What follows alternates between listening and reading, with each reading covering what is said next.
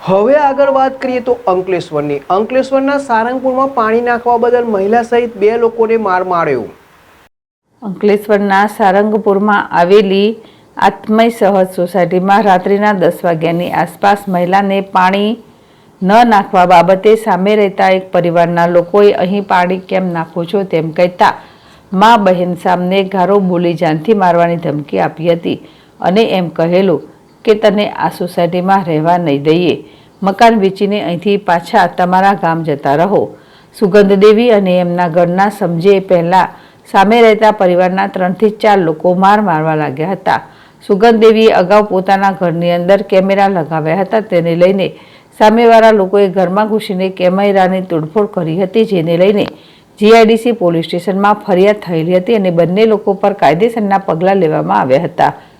સુગંધદેવીના કહેવા મુજબ લોકો દર વખતે કોઈના કોઈ કારણસર લડતા ઝઘડતા કરતા રહે છે અને બહારના લોકોને બોલાવીને ગેરકાયદેસર મંડળી બનાવી હેરાન કરે છે અને સોસાયટીમાં એક ભયનો માહોલ ઊભો કરે છે।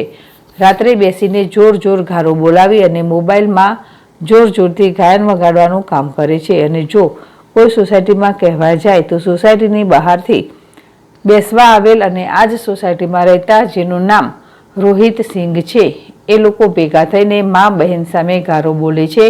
સુગંધીદેવીના કહેવા પ્રમાણે આ પરિવારના લોકોથી હું અને મારા ઘરના ત્રાસી ગયા છે અને એ લોકો એક ભયનો માહોલ સર્જી રહ્યા છે।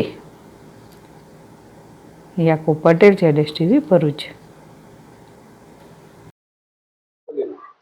मेरा नाम सुगंधी देवी है। हम लोगों के छत से पानी भर गया था तो मैं छत के पानी बाल्टी लेके रोक रही थी। वो लोग अचानक दौड़ के मेरे घर में हम लोग को डंटे आके मार रहे थे। कौन लोग?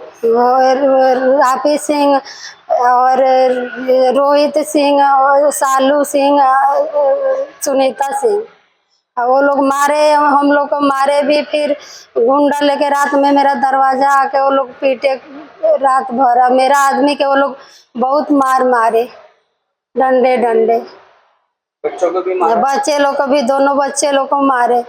लड़का के हाथ पर डंटे मारे, बच्चे को लड़की को कमर में मारे।